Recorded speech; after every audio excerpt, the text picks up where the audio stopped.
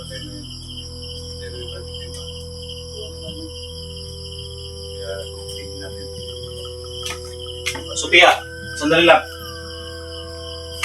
Kung tungkol na naman kay nanay ang pag-uusapan natin ni Tay, mas mabuti pang huwag na lang natin siyang pag-usapan. Mag-aaksaya lang tayo ng oras.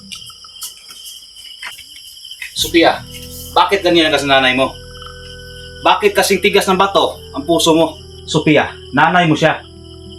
Kahit ano mang gawin mo ng pagtatakwil mo sa kanya, ay hindi magbabago ang katotohanan na nanay mo siya.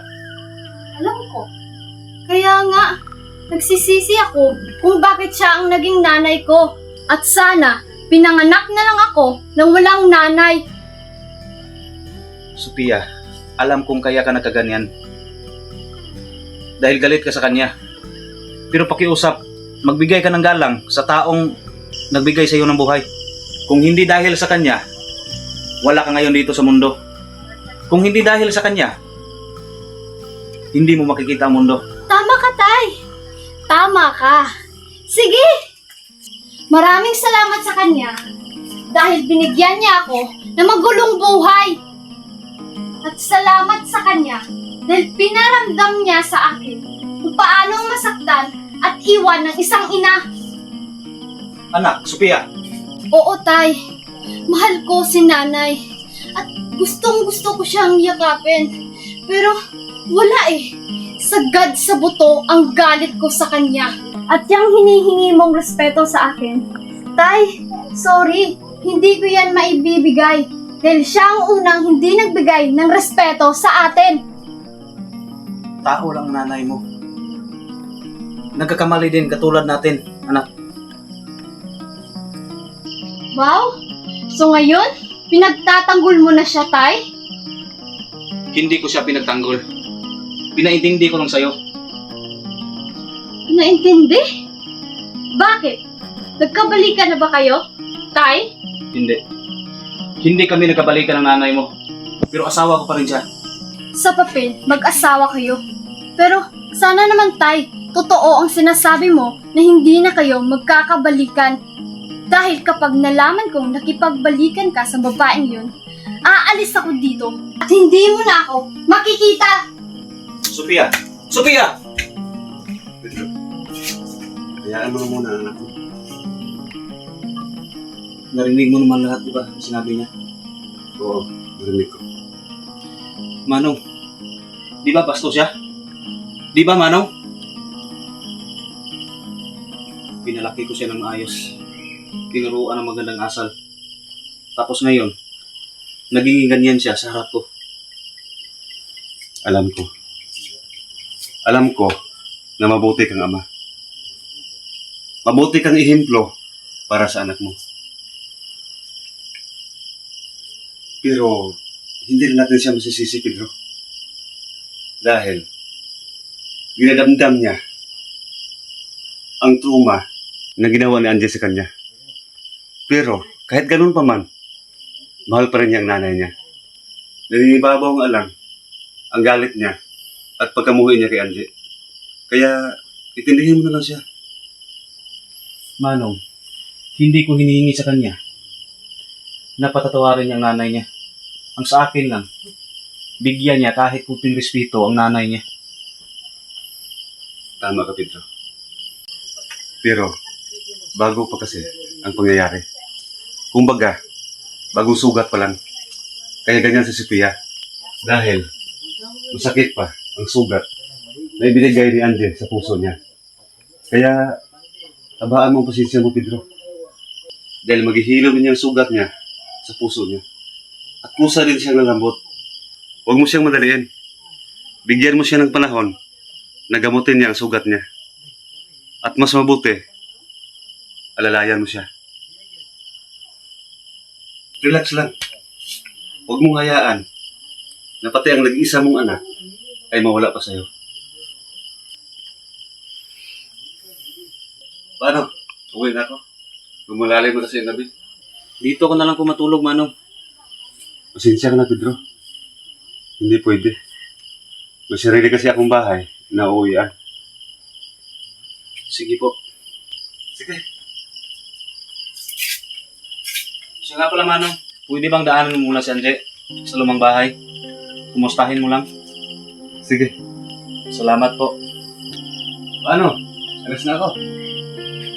Sige po.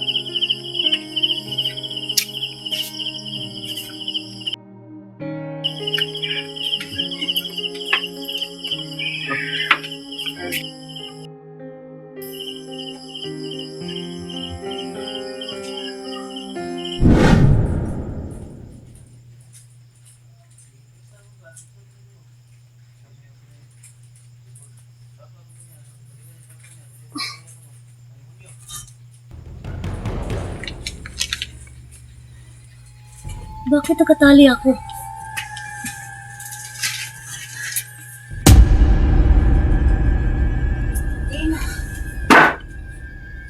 Gising ka na pala.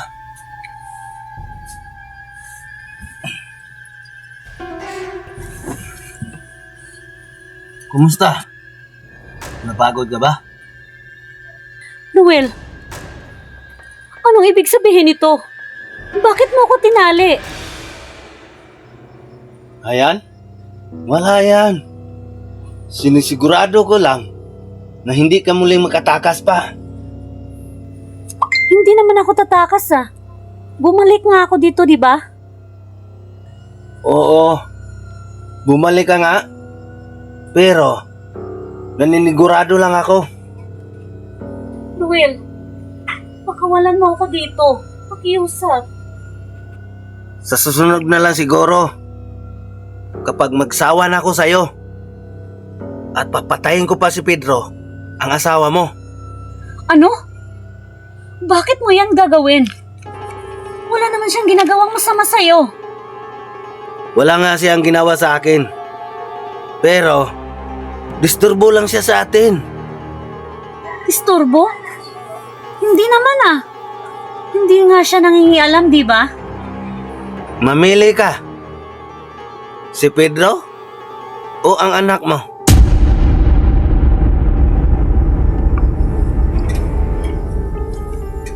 Magsabi ka lang kapag nakapagdesisyon ka na kung sino sa kanilang dalawa ang pipiliin mo.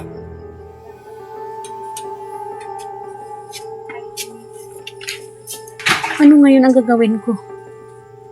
Tinamay ni Ruel ang anak ko. Kasalanan ko to.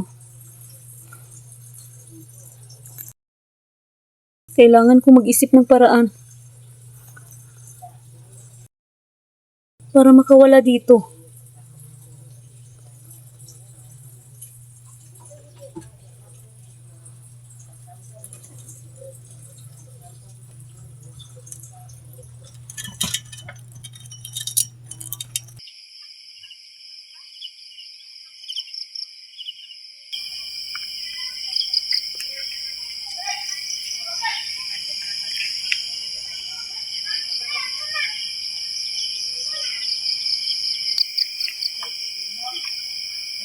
Anje?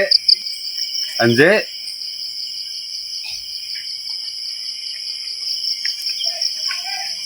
Anje? Anje? Parang uli yatang tao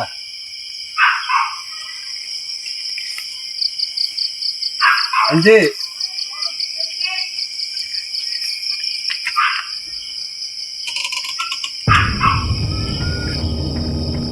Bakit ito sa bito?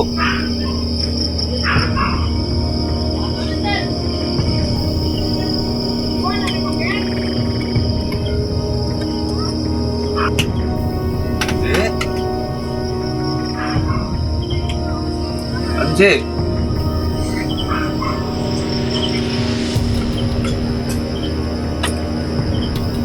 Anje?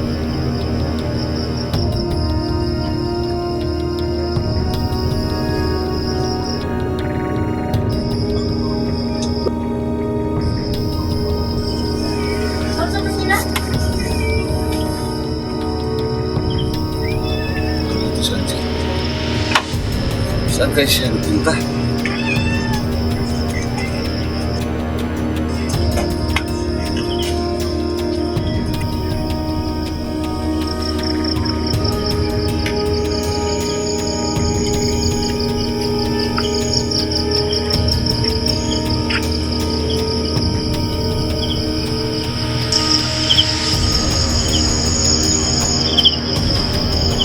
Hindi.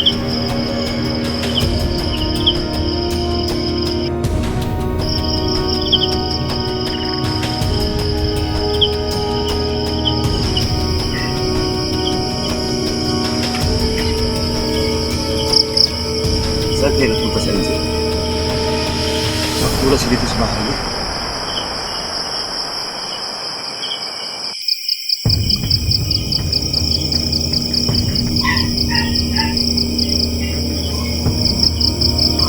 Dong likod.